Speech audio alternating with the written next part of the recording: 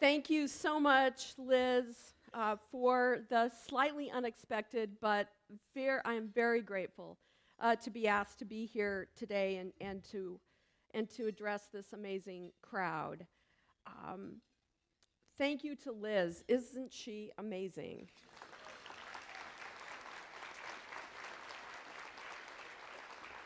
But also to the board, the volunteers, the supporters, especially today, the supporters, the activists, the academics, the agitators, the people who have created this organization, have sustained it, and will sustain it into the future to make social change for peace and justice in Spokane and beyond. As Wilma Mankiller, the first woman chief of the Cherokee Nation, said, "The most fulfilled people are those who get up every morning and stand up for something larger than themselves." By that definition, I see a room full of fulfilled people. People who know me well know I have a little book where I write quotes and favorite sayings. I carry it around with me, and whenever I'm asked to do something like this, I get to open it up and share some of those with you. So you're going to get a few quotes this afternoon, one on peace, one on justice, one on hope. Let's start with peace. As Liz mentioned, how I became connected with the Peace and Justice Action League was the Central America Peace and Solidarity Movement. I began studying Guatemala in graduate school and joined organizations, and by the time I moved to Spokane, we were focused on El Salvador and then all of Central America. So let me start with a quote by Archbishop of El Salvador, Oscar Romero, who was assassinated in 1980 as he called on the Salvadoran soldiers to stop carrying out government repression and violations of human rights. And he said of peace, and it is so reminiscent of what we could write today or this weekend. "Peace is not the product of terror or fear. Peace is not the silence of cemeteries. Peace is not the result of violent repression. Peace is generosity. It is right and duty." If you think about the theme today of head, heart, and hands, it's all here. Doing what is right requires our head. Doing what is generous requires our heart, and our duty requires our hands and active engagement. Last summer, I had the opportunity to speak at Freedom in the Arboretum. I don't know how many of you have been to Freedom in the Arboretum event. It's held on July 4th. It was founded by the incomparable Tom Westbrook and is carried on by Mark and the Westbrook family. And at that event, I borrowed a Latin American tradition, and I'd like to do it again this afternoon. And that is a tradition of naming those killed by an oppressive government or a paramilitary arm, and then saying presente to indicate that they are still with us and that they inspire us. In preparing for this talk, I looked back through my boxes of folders and posters and pictures and was inspired to think of some of my early days with the Peace and Justice Action League, actually the Peace and Justice Center, small building on the Gonzaga campus even before that. And I thought of a few people that are really precious to me who are no longer with us. There were many of them we could name today, but I'd like to name three and ask you to recognize their spirit and acknowledge that they're still with us by saying presente. So here we go. Kathleen Donahoe. Presente. Al Mangan. Presente. Father Frank Costello. Presente. We could go on, but in the light of the intergenerational acknowledgement that Liz already mentioned, I think it's important to acknowledge some of the names of the people in the photos that you saw earlier today. Because we're here to celebrate and support the work of PJALS, I'd like to talk about 5 things the organization is doing really well And think about that later today when someone may ask you to support the work. First of all, history.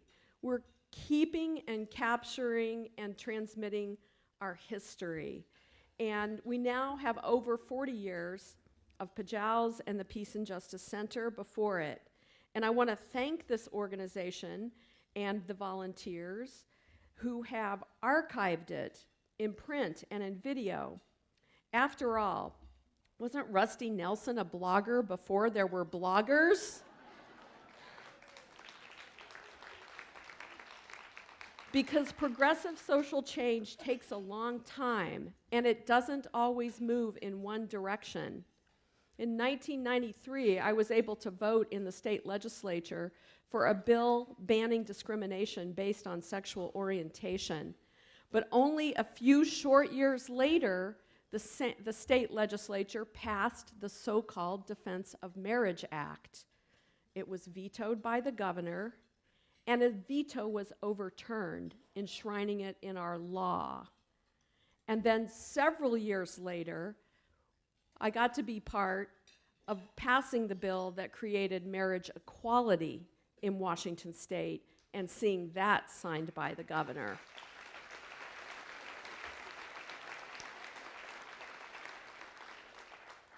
But it took a long time, and the progress did not always move in the right direction. Second, culture. I'm so excited when I saw the program for today to know that it was including music and video, because movements are kept alive by music and art. Think of Picasso's Guernica, the songs of slaves that got rooted into American music, the creativity of the knitted and crocheted pink hats of the Women's March. And culture includes humor. My son Lucas sent me a little video the other day. Perhaps some of you saw it. It was Paul Simon and Stephen Colbert. And it was something like this. Please forgive me, I don't sing like my son. Hello, lamppost, it's good to see ya. We might get bombed by North Korea. We're getting close to World War III. So run to the shelter, feeling groovy. It's the humor that matters. The third thing the PJALS is doing right is the Young Activist Program. This is fantastic.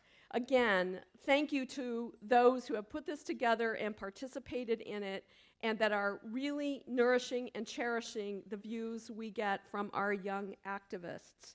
I think most of us of the baby boomer or above generation probably remember Crosby, Stills, and Nash, "Teach Your Children Well."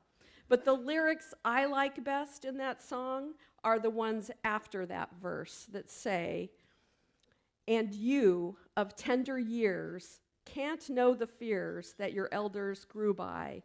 So please help them with your youth. They seek the truth before they die. Teach your parents well." Thank you to our young activists.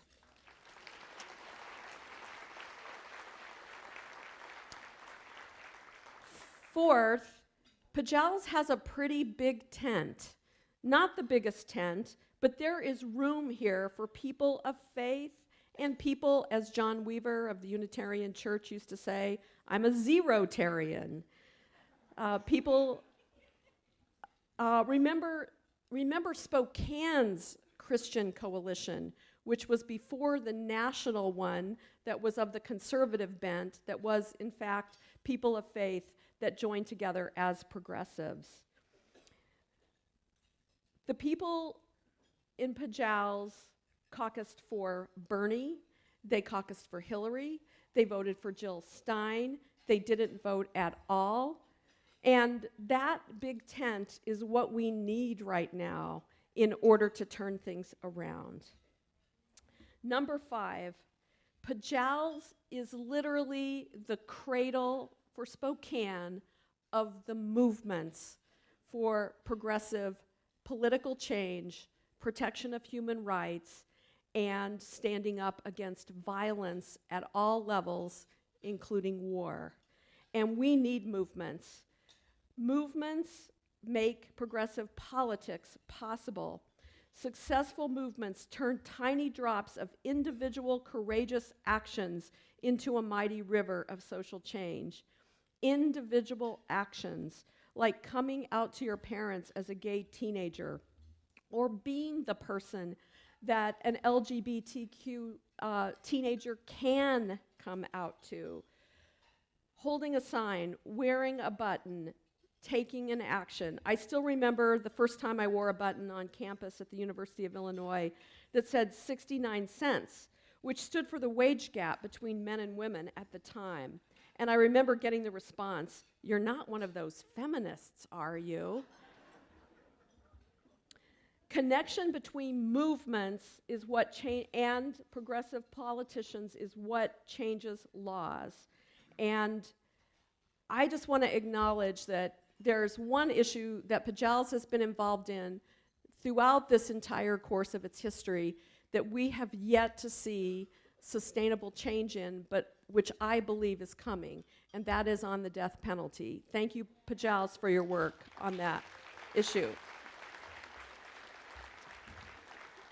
So just a few little thoughts before I go on how we cope and hope in these troubled times. I'll recommend one thing for your head, and it would be this: consume alternative media. And I know what you're going to say. You're like, wait, I already support KYRS. I listen to Democracy Now. I read The Nation. But I'm going to put a twist on this. This is what I've been doing for the last couple of months. I mean alternative to what you normally read or listen to. I've been doing this, and not just when I'm home with my dad and he's got Fox News on. I've been doing this, and it's sobering, and it's vitally necessary. On May 17th, here in a radio station in Spokane, I heard Dennis Prager say that any Democrat is worse than any Republican because the Democrats have been taken over by the left. I bet you hadn't heard that yet. And that the left cares more about the planet's temperature going up by a degree or two than about our men and women being killed by terrorists overseas protecting our freedom. I bet you didn't know that either. So listening and engaging with people whose views are so different is really important. It's really important. It's how we are going to create the bigger tent and change course. I would also encourage people to break out of the aggregation bias. I just made that up. The term, that is. But we all know what it is, and we all do it. You've seen people roll their eyes about Spokane or Eastern Washington as if there's no racism or injustice in Seattle. And I admit, I've done it, taking a cheap shot at Idaho or the South. The Southern Poverty Law Center is in the South, and it's been a beacon of light and truth for so many years. North Idaho progressives have 416 followers on Facebook. We've got to break out of aggregation bias because it will continue to divide us if we allow ourselves to fall into that trap of urban versus rural, black, white, gay, straight, day, night. We know that although our language is quite dualistic, our reality is much more nuanced and across a spectrum, and that's where the really interesting things happen, is in that spectrum. I was just back in Crawford County where I grew up. I was a 4-H member and a member of, my club was called the Apronettes. And I looked up the 2016 election results in Crawford County, and here's what they were. I'm going to do Trump, Clinton, Johnson, and Stein. This is where my dad worked at an oil refinery and my mom worked at Walmart. And the election results there were 72 Trump, 23 Clinton, 4 Johnson, and 1 Stein. What were those same numbers in King County? 22, Trump, 72, Clinton, 4, Johnson, same as my home county, 2, Stein. What were they in Spokane County? There we go. 49, Trump. That's right, folks, less than half. 41, Clinton. 4, Gary Johnson, same as King County. And 2 for Jill Stein, same as King County. Same percentage of people voted for Jill Stein in Spokane County as in King County. So what I'm saying is, breaking down the aggregation of this is how it is in Seattle, this is how it is in Spokane, this is how it is in the countryside, this is how it is in the urban areas, this is how Christians believe, this is how Muslims think or act.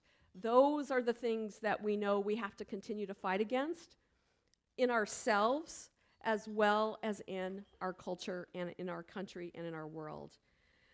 Finally, I would say that I recalled a solidarity rally that we had in the 1980s, and it was after Ronald Reagan was elected, and some of you may feel some similar feelings and movements to that period of time. And in this rally, it was held in North Idaho and Northern Idaho, Coeur d'Alene. There were environmentalists and peace activists and labor unions and tribal members and people of different religious traditions and veterans for peace. And it was a really big tent. And we need a really big tent to turn this around. We need activist strategies and electoral strategies. We need protests and phone banks. We need town halls and door-to-door canvassing. We need marches and prayer services. We need people like Ricky John Best, who served in the military and ran as a Republican local official outside of Portland, and people like Talisan Mirdan Namkai Meche, who went to Reed College. We need farmers, students, small businesses, musicians, and poets. We need high school students and retired folks. We need social workers and biologists. We need everybody here. Are you all in?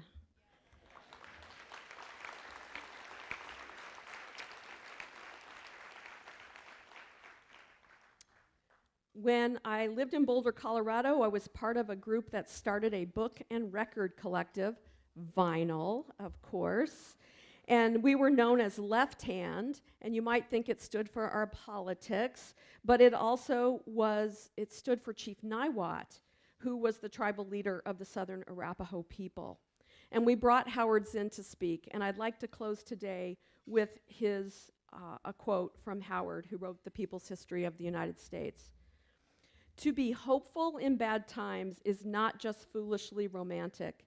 It is based on the fact that human history is a history not only of cruelty, but of compassion, sacrifice, courage, and kindness.